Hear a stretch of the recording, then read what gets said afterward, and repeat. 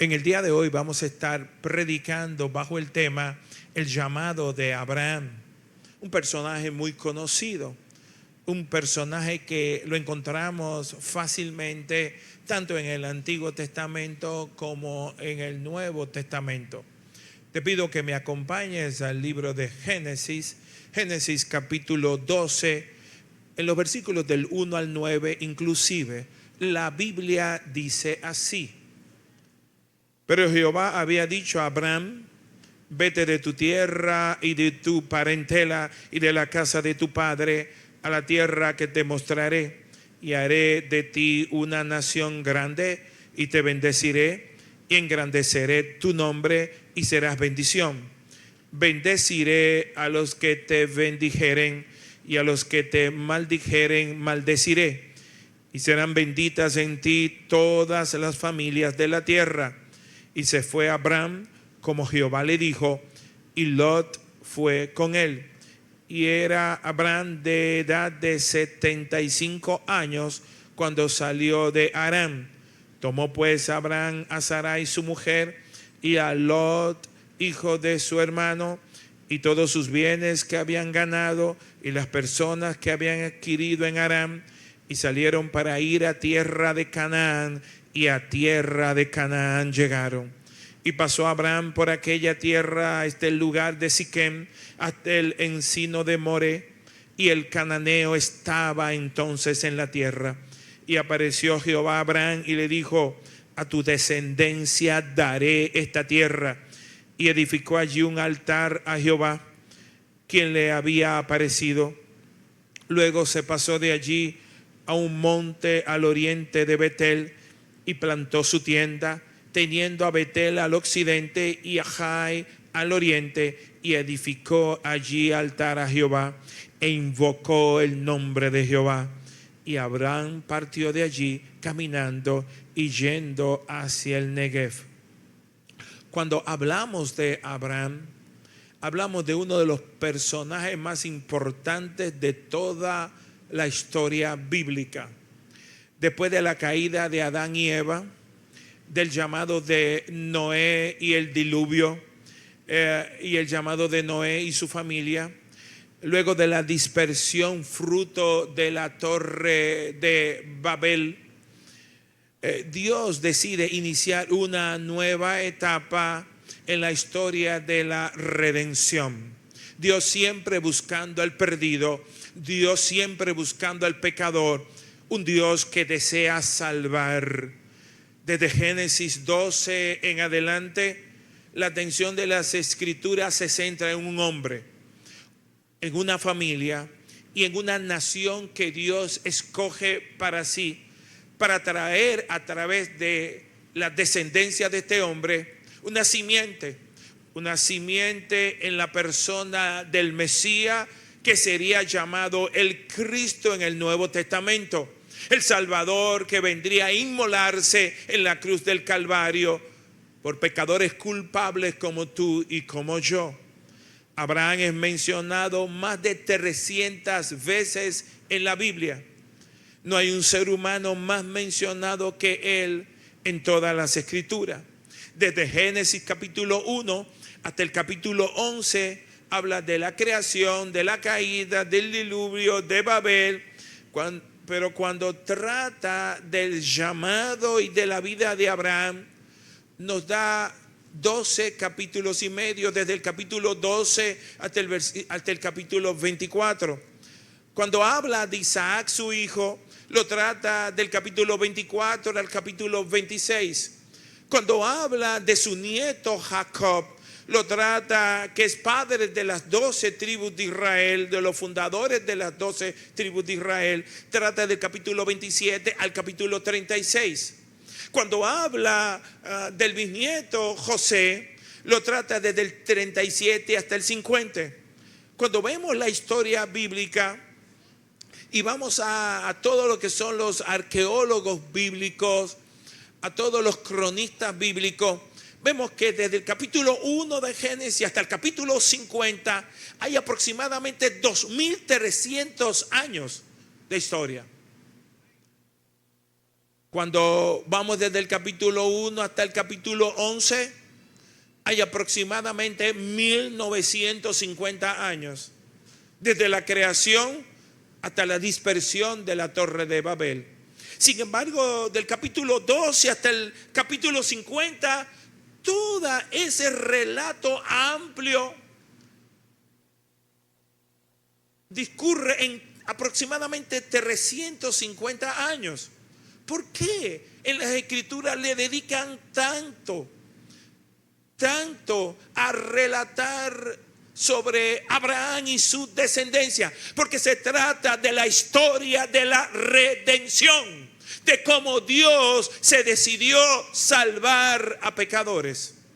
¿Cuántos dicen gloria a Dios? Abraham es llamado de diferentes maneras en las Sagradas Escrituras. Es llamado amigo de Dios en el libro de Santiago, capítulo 2, versículo 23. Es llamado padre de todos los creyentes en Romanos capítulo 4, versículo 11. Abraham es llamado heredero de las promesas en Hebreos capítulo 6. Es llamado ejemplo de suprema fe en Hebreos capítulo 11. Es interesante saber que en Génesis capítulo 17, versículo 5, Dios le cambia el nombre a un hombre que tenía 75 años y más, llevando un nombre. Él se llamaba simplemente Abraham, sin la H. Abraham era el nombre que le dio su padre Taré. Era el nombre muy usado y conocido en Mesopotamia.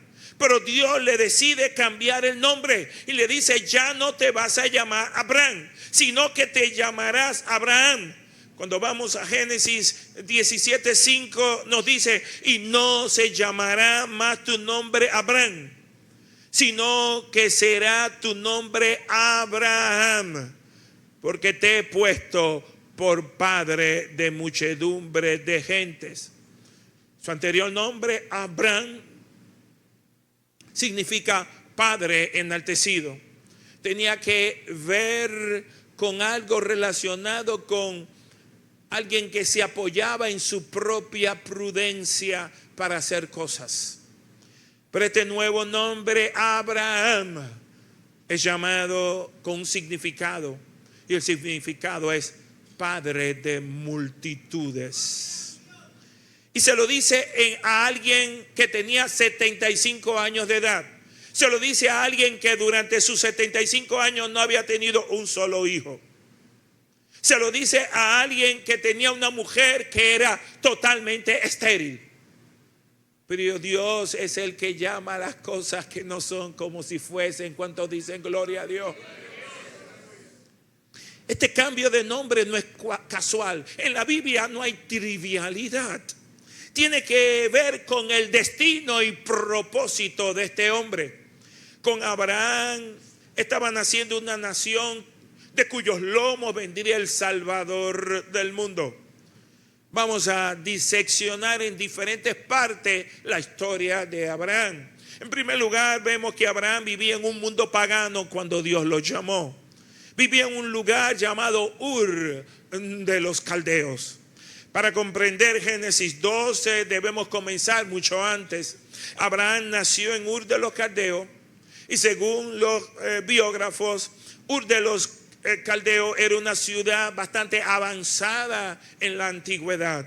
Los arqueólogos han descubierto casas de diferentes pisos, sistemas de drenaje, escuelas, bibliotecas y comercios de diferentes tipos, incluyendo comercialización internacional. Ur era una ciudad rica, relativamente culta y desarrollada para su época, pero también era una ciudad eminentemente idólatra. Tenía todo tipo de dioses. El dios principal era Nanna, el dios luna. La familia de Abraham participaba de esa idolatría de manera activa. La familia de Abraham y el propio Abraham eran idólatras, desde los pies hasta la cabeza. El relato de Josué 24:2 nos describe de esta manera. Y dijo Josué a todo el pueblo: así dice Jehová, Dios de Israel: vuestros padres habitaron antiguamente al otro lado del río, esto es Taré, padre de Abraham y de Nacor, y servían a dioses extraños. Por tanto, Abraham fue un hombre pagano e idólatra. Dios no lo llamó porque él estaba buscando a Dios. Tenía diferentes dioses. Ur de los caldeos, sus habitantes desde pequeños eran educados en la idolatría. Tenían a Nagná, dios principal, patrón de la ciudad y señor del calendario. Los babilonios y sumerios le rendían culto a él. Tenían una diosa llamada Ningal, diosa que era a su vez esposa de Nagná y también era una deidad dedicada a la luna. Tenían un dios llamado Utu, el dios del sol y de la justicia. Tenían otro dios llamado Inanna o Ishtar, diosa del amor, de la guerra y de la fertilidad. Tenían otro dios llamado Enki, dios de la sabiduría, del agua dulce y de la magia.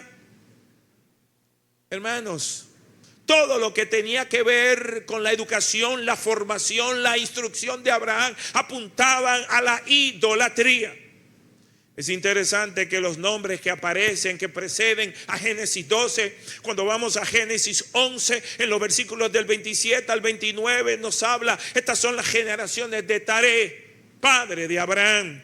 Taré engendró a Abraham, a Nacor y Harán engendró a Lot, y murió Harán antes de que su padre Taré en la tierra de su nacimiento en Ur de los Caldeos. Y tomaron a Abraham y Nacor para sí mujeres. El nombre de la mujer de Abraham era Sarai, y el nombre de la mujer de Nacor, Milca, hija de Harán, padre de Milca y de Isca. Todos esos nombres eran nombres ligados a la idolatría.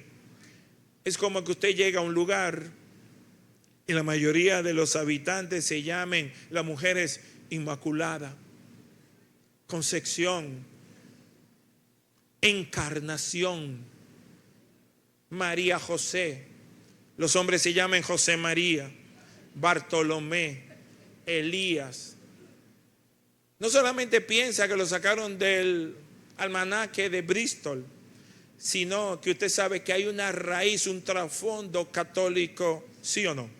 Por el tipo de nombre. Pues los nombres que hemos leído de la familia de de Abraham eran dedicaciones idolátricas. Debemos entender, por ende, todas las barreras espirituales que tuvo que vencer Abraham para ser capturado por la revelación de un Dios que era único Dios y que sigue siendo único Dios verdadero. Y eso, amados, nos llena de esperanza. Nos llena de esperanza porque significa que Dios puede tomar una vida común como tú y como yo, aún siendo enemigo de Él, aún teniendo muy poco conocimiento sobre Él, y transformarlo completamente para su gloria. Él toma a gente ordinaria para hacer cosas extraordinarias y a su nombre. ¿O no es el caso de la mayoría de los que estamos aquí? Que cuando vemos lo que era nuestro pasado, nuestro grado de ignorancia hacia Dios y hacia lo de Dios, no queremos ni recordar lo travieso que éramos nosotros en nuestro pecado. El trato de Dios con Abraham comienza tratando no con un hombre de fe. No era un hombre de fe en un Dios verdadero, sino con un idólatra consumado y entregado a su causa. Ojo aquí, observe esto cuidadosamente. Abraham no estaba buscando a Dios. Dios fue quien buscó a Abraham. Dios, si hoy eres cristiano, Él te salió al encuentro a ti y a mí. Y si no lo eres, Dios está tratando directamente con tu vida, amigo, amiga que me escucha. La iniciativa de la salvación de un hombre y de una mujer siempre comienza en Dios. Hermano, Dios llamó a Moisés cuando era un fugitivo. Dios llamó a David cuando era un simple pastor de ovejas. Dios llamó a Pedro cuando era un desconocido pescador. Dios llamó a Pablo cuando era un perseguidor de cristianos. Tal y como hemos sido, tal y como sabemos, Dios nos llama a los capacitados. Dios capacita a los llamados. En segundo lugar, el llamado de Dios implica una separación radical y total.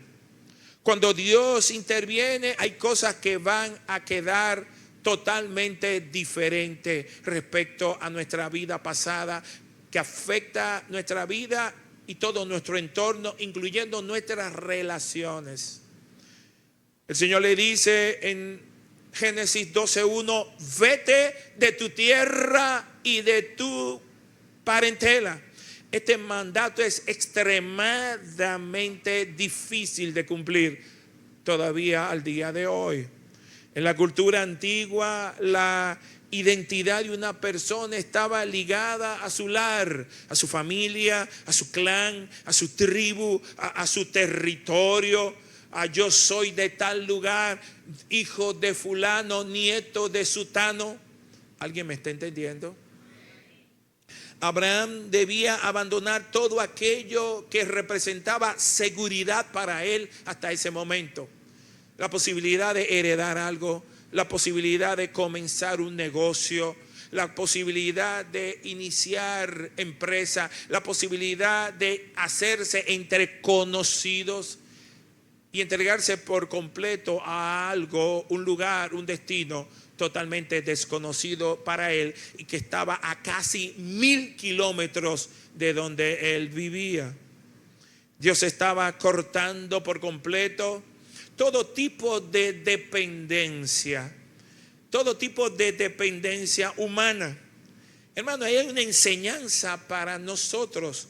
¿Cuánto nos cuesta a nosotros mismos, amados, poder aprender a depender completamente de Él, completamente de Dios? No sé a usted, pero a mí se me ha hecho muchas veces difícil. Hermano, y Dios busca que podamos depender en todas las áreas de nuestra vida, en el área emocional, en el área espiritual, en el área física, en el área económica. Diga conmigo, en todo. Hermano, la vida de discipulado, el ser un discípulo de Cristo, este discipulado nos va a tomar toda nuestra vida en la tierra. Somos una obra en construcción, no somos una obra terminada. Dios nunca comparte su gloria con nadie, no comparte su trono. Todo creyente va a enfrentar situaciones donde Dios te va a decir, deja esto, corta esa relación porque te hace daño espiritual. Deja eso porque te está contaminando, te está desviando del propósito. A alguien Dios le está hablando en esta mañana. Renuncia a aquello. Entrégate por completo a mi llamado, a lo que yo te he dicho que hagas. Comienza a hacerlo. No porque Dios quiera quitarnos algo, amados, sino porque quiere darnos algo mucho, mucho, mucho mejor, y a su nombre. Cuando un cirujano extirpa un tumor, es una operación dolorosa y el paciente pierde algo, parte de su cuerpo va a ser quitado, pero pierde algo para salvar su vida. Asimismo, Dios te va a quitar cosas para salvar tu alma. En tercer lugar, la fe de Abraham consistió en obedecer sin tener todo claro, sin ver. Dice el versículo 4 de Génesis 12:4 dice: y se fue Abraham como Jehová le dijo, y Lot fue con él. Y era Abraham de edad de 75 años cuando salió de Harán. Hay gente que dice: yo estoy muy viejo para comenzar. Levanten la mano los que tienen más de 75 años. Más de 75 años. Dios bendiga a la hermana Josefina, a la hermana Lola, aleluya. Esperamos, cuando nos pregunten cuánto tenemos más de 75 años, levantar la mano. Eso quiere decir que llegamos. Pero a los 75 años, hermano, usted no tiene mucha ganas de muchas cosas. Usted con un cafecito con la mañana se conforma con haber dormido bien, con que no le falte sustento, alimento, ¿sí o no? Como que el avión se está preparando para despegar después de los 75 años. Pero cuando usted le dice, Dios aún a los 75, yo tengo planes, tengo propósitos contigo. Entonces no se trata de tus términos, sino de los términos del Dios que llama. ¿Cuántos dicen gloria a Dios? Yo no sé la edad que tú tienes, pero Dios está tratando con tu vida y con la mía. A la edad que tienes, 15, 20, 40, 50, 60, 80, Dios quiere encargarte una misión en la tierra. Quiere darle propósito a tu vida. Señor solamente le dijo: vete a la tierra que te mostraré. ¿Qué quiere decir? Sal, y a medida que tú salgas, yo te iré mostrando. Es interesante que Dios no te da un mapa completo como un GPS. Pero Dios te da suficiente. Si fuera la vida una escalera en ascenso, cada escalón de la escalera tiene suficiente luz para ese escalón. No para todos los escalones, pero para el primer escalón Él te va a dar luz. Para el segundo escalón también te va a dar luz. Para el tercer escalón Él también te va a dar luz. Y a cada tramo que camines con Dios, Dios te va a dar luz. No te va a decir por completo las cosas. ¿Por qué? Porque debemos de aprender lo que se llama vida de dependencia en Dios. ¿Cuántos dicen amén? Es más fácil decirlo que vivirlo. El escritor de los Hebreos lo explica de esta manera en Hebreos 11:8. Por la fe Abraham, siendo llamado, obedeció para hacer ir al lugar que había de recibir como herencia, y salió sin saber a dónde iba. Si a usted le dicen mañana, salga a Finisterra, ¿cuántos saben dónde está Finisterra? Finisterra es un lugar bien abajo, en el cono sur, que pertenece a Argentina. Allá abajo. Eso le pasó a Abraham. Sale a Canaán, pero él nunca había ido a Canaán. Y Canaán no estaba a una hora, ni a media hora, sino a casi 1000 kilómetros a paso de mulo o de camello. ¿Se entiende? Es un desafío a la fe. Por eso es llamado Abraham padre de la fe. No porque fuera perfecto, era un pecador como tú y como yo, pero un hombre con muchos defectos humanos. Agarró esa palabra y caminó sobre esa palabra. En cuarto lugar, vemos las promesas de Dios que apuntaban a la persona de Cristo. Cuando Dios promete, en ti serán benditas todas las familias de la tierra. Hay 7 promesas que Dios le da, desde Génesis 12:3 hasta Génesis 12:7. 7 promesas que son directas para la persona de Abraham, directas para los hijos de Abraham y nietos de Abraham, directas para la nación que saldría de los lomos de Abraham. Pero hay promesas como esta: en ti serán benditas todas las familias de la tierra. no se refiere únicamente al Israel físico como pueblo o nación, sino que aquí aparece el evangelio por adelantado. La única manera que podía bendecir a todas las naciones de la tierra es a través de una simiente de fe, a través de hombres y mujeres que iban a tener la fe igual a la fe de Abraham, en el mismo Dios que creyó a Abraham. ¿Cuántos me están siguiendo? Gálatas 3:8, Pablo lo dice de esta manera: y la Escritura, previendo que Dios había de justificar por la fe a los gentiles, dio de antemano la buena nueva a Abraham, diciendo: en ti serán benditas todas las naciones. Desde Génesis 12, Dios está anunciando la venida de un Salvador que iba a bendecir a través de aquellos que tuvieran fe en Cristo todas las naciones de la tierra, toda tribu, lengua o nación. La descendencia prometida finalmente sería Cristo. Por eso Abraham ocupa un lugar tan importante en la historia de la redención humana, porque todo apunta a la simiente llamada Jesucristo. En quinto lugar, Abraham aprendió a vivir como peregrino. La Biblia nos dice que los cristianos somos extranjeros y peregrinos. Tenemos un peregrinar aquí en la tierra. Algo impresionante ocurre. Dios le promete a Abraham una tierra. Sal de tu casa y de tu parentela y yo te mostraré la tierra que te voy a dar. Si a mí me dicen eso, es por lo menos yo espero o una finca o un conuco, ¿sí o no? Es interesante que Abraham nunca llegó a poseer completamente la tierra. ¿Por qué?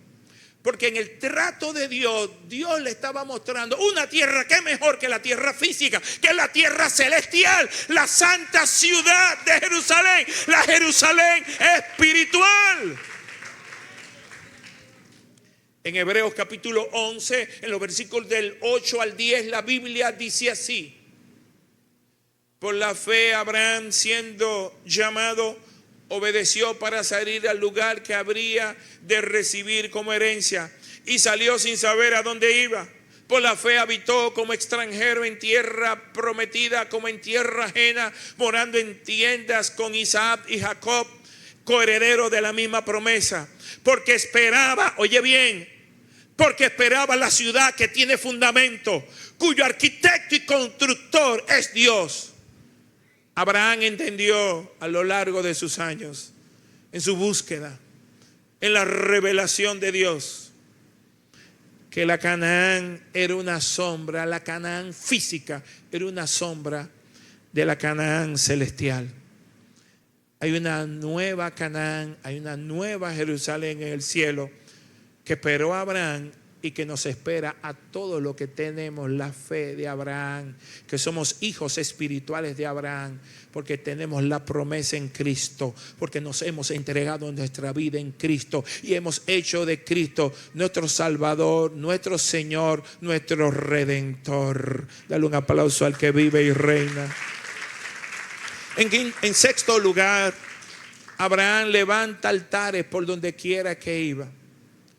Dos veces en el texto que hemos leído aparece en dos lugares que él levantó altares, edificó altares. Y pastor, usted debe de explicarme qué significa eso. Antes de construir riqueza, antes de construir nombre, apellido, honra, levantó altares. Antes de pensar en posesiones materiales, pensó en adorar al rey. Antes de establecer negocio, buscó comunión con Dios como algo muy preciado, muy importante para su vida. ¿Cuál es la lección espiritual? Que donde no hay altar, la fe se enfría. Donde no hay búsqueda, la comunión se pierde. Donde no hay devoción por Dios y por lo de Dios, el pecado avanza en nuestras vidas. Pero cuando hay un altar, ¿entiende lo que es altar desde el punto de vista actual, moderno? tiene que ver con una vida devocional diaria. Digan conmigo, vida devocional diaria. Vida de búsqueda, digan, vida de búsqueda diaria. Cuando usted va al Padre Nuestro, dice, da el pan nuestro de cada día, dámelo. ¿Y por qué no dice, dámelo hoy y mientras yo viva? Y cuando usted ora de nuevo, tiene que volver a decir, el pan nuestro de cada día, dámelo. ¿Qué quiere decir? Que tiene que haber una búsqueda de Dios todos los días, viviendo un día a la vez. ¿Por qué? Porque cada día trae su propio afán. Y usted necesita municiones para cada día que va a vivir en esta tierra. Porque usted no sabe la noticia que le va a sorprender ese día. ¿Cuántos dicen gloria a Dios? Si le vienen con una noticia buena o mala, o aparentemente mala. Pero usted tiene que estar preparado con las armas. Amén. Con las armas correctas. Y eso usted solo puede encontrarlo teniendo una vida de devoción, construyendo un altar espiritual en su casa. ¿A través de qué? De los medios de gracia. A través de una vida de oración, de una vida de lectura de la palabra de Dios, porque es alimento a mi alma. Yo necesito que Dios me hable todos los días de mi vida. Necesito ir a su palabra. No puedo conformarme con oírla solo los domingos, porque eso me va a dar municiones para el domingo. Una vida de adoración. ¿Cuántos de ustedes se levantan y ponen una alabanza? O ustedes mismos alaban a su Dios. Aleluya. Haga de su vida una vida de adoración, hermanos. De conexión, de búsqueda, de comunión. Que usted le diga al Espíritu Santo, buenos días, Espíritu Santo. Comienza a limpiar esta casa. Y antes de ustedes comenzar a barrer y a trapear y a cocinar, que el Espíritu Santo comience. Si usted ha visto esa aspiradora moderna que hay que caminan, así Espíritu Santo, métete hasta el último de los escondrijos y llévate toda malicia en el nombre de Jesús. Porque usted está dedicando su vida, su casa, sus bienes, todo lo que tiene, sus hijos, para su Dios. Y eso, hermanos, tenemos que hacerlo todos los días. Pastor, ¿y cuándo yo lo voy a dejar de hacer? Cuando ya esté en la presencia de Dios. Y ahí no hay problema. Porque ahí usted va a estar con cuerpo nuevo. Aleluya. Un cuerpo redimido. Un cuerpo que no se enfermará. No va a tener que tomar medicina para la presión, para el colesterol, para el azúcar, para nada, para las reumas, nada. En el cielo no hay hospital. Aleluya. Santo, en el cielo no hay hospital. Los médicos son unos vagos.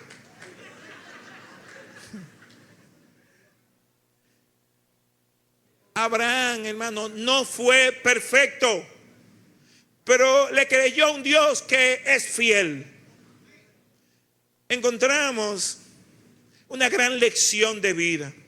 Abraham cometió grandes errores a lo largo de su existencia. ¿Sabe por qué la Biblia es veraz? Porque los grandes personajes no le ocultan sus pecados. Nos muestra el pecado de Abraham, nos muestra el pecado de Jacob, nos muestra el pecado de David, nos muestra el pecado de Moisés. Vemos sus virtudes, vemos su fe, pero no nos esconde sus pecados. Y Abraham pecó grandemente. Abraham habló mentira. Abraham mintió acerca de Sara cuando llegó a Egipto y dijo: esa muchacha está bonita, dime. Esa es mi hermana, esa hermana mía, anda conmigo, ella que me dijo que quería venir para acá.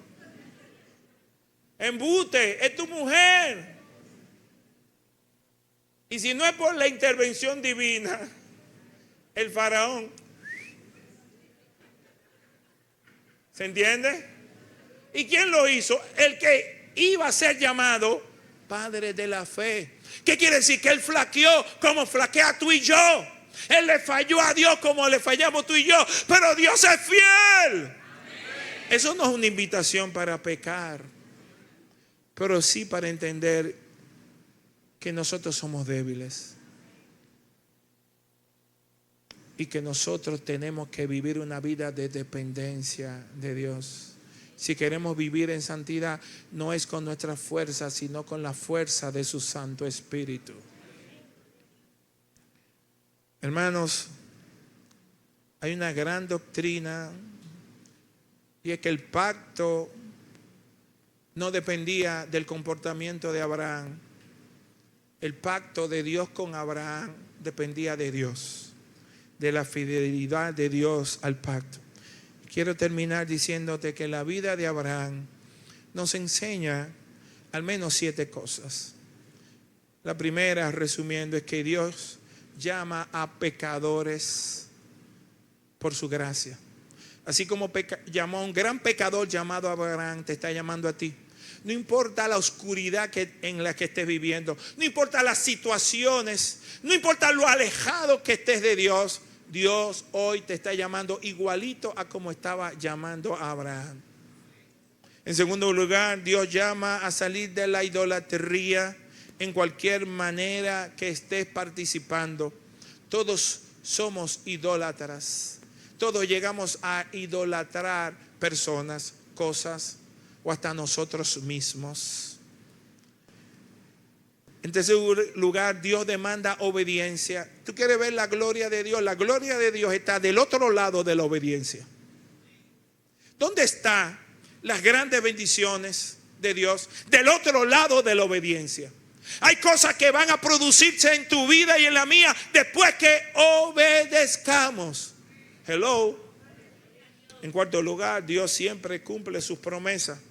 Él siempre cumple las promesas. Dios es fiel. En quinto lugar, Dios forma a peregrinos en esta tierra, entendiendo que esta tierra no es nuestro lugar de destino. Nosotros estamos de paso en esta tierra. Algunos duraremos 30, otros 50, otros como yo duraremos más de 90 años. Acostúmbrese a mí. Pero oiga bien, aleluya, alábate, catre viejo. Hermano, no importa el tiempo que estemos en la tierra, somos peregrinos, estamos de paso. Amén, hermanos. Y teniendo claro lo que se llama la transitoriedad de la vida, la brevedad de la vida, se disfruta más la vida. Porque usted sabe que en cualquier momento puede ser, haga conmigo así, en cualquier momento puede hacer, se fue. Hermano, en cualquier momento. Piensa en el vecino que ya no está, en el amigo que ya no está, en el familiar que ya no está, ese con quien usted vivía café que ya no está, ese que usted quería tanto que ya no está. Y un día el que no va a estar va a ser usted. Dile al que está a tu lado, mientras hoy, dile, mientras hoy, métete con Dios. Díselo de nuevo porque no te está entendiendo. Mientras hoy, métete más con Dios. Dale un aplauso al que vive, reina. En sexto lugar, Dios busca adoradores que le adoren en espíritu y en verdad. Solo el que tiene al Espíritu Santo de Dios dentro puede adorarlo. Si todavía tú no eres cristiano, tú no puedes adorarlo porque tú necesitas entrega total a Jesús para que Él te dé de su Santo Espíritu. Y cuando el Espíritu Santo entra en la vida, no viene para darte información, viene para transformarnos. En séptimo lugar y último, Dios permanece fiel aun cuando nosotros le fallamos, aun cuando nosotros no seamos todo lo fiel que estamos llamados a ser. Abraham salió de Ur de los Caldeos sin saber a dónde iba, pero terminó llegando al corazón mismo del plan redentor de Dios. Miles de años después, los creyentes seguimos caminando por la misma senda de fe de Abraham. Quizá Dios te esté llamando hoy a través de este mensaje para que tú salgas de tu Ur. Digan conmigo, pastor. ¿Y cuál es mi Ur? Enséñame cuál es mi Ur, dígamelo. Bueno, de la de la incredulidad. Donde entiende que Dios no puede hacerlo contigo. Lo puede hacer con otro, pero contigo no. Y eso es incredulidad. Dios quiere sacarte de la del pecado. Dios quiere sacarte de la de la autosuficiencia. Donde entiendes que por tu penca inteligencia, ahora que tenemos penco, las cosas van a ser a tu manera, con tus métodos, con tus contactos en el gobierno o en el sector privado o en la policía o en la guardia o con los comerciantes. Pero no quieres entender que no es a tu manera, sino a la manera de Dios. O posiblemente estés en el de la comodidad espiritual. Te basta con venir los domingos, poner tu cuerpo en un asiento y salir hasta el próximo domingo. Y tú crees que esa es la vida cristiana. Te tengo noticia, te equivocaste. Esa es la vida religiosa. Eso es oficio religioso. Eso es ser evangélico, pero no cristiano. La vida cristiana se vive lunes, martes, miércoles, jueves, viernes, sábado y domingo. Y los domingos venimos a celebrar al Dios de toda la semana. Hermanos, y posiblemente nos quiera sacar del de una vida sin fruto espiritual para Dios. Hermanos, que cuando nos presentemos delante de la presencia de Dios, seamos como aquellos que se le entregaron talento. ¿Qué estamos haciendo con lo que Dios ha puesto en nuestras manos? Debemos de reproducirlo en el reino. ¿Y cómo nosotros nos reproducimos? Reproduciéndonos en otras vidas. Una oveja produce otras ovejas. Seamos productivos en el reino. ¿Cuántas personas te has ganado para Cristo? Estamos en el mes de junio.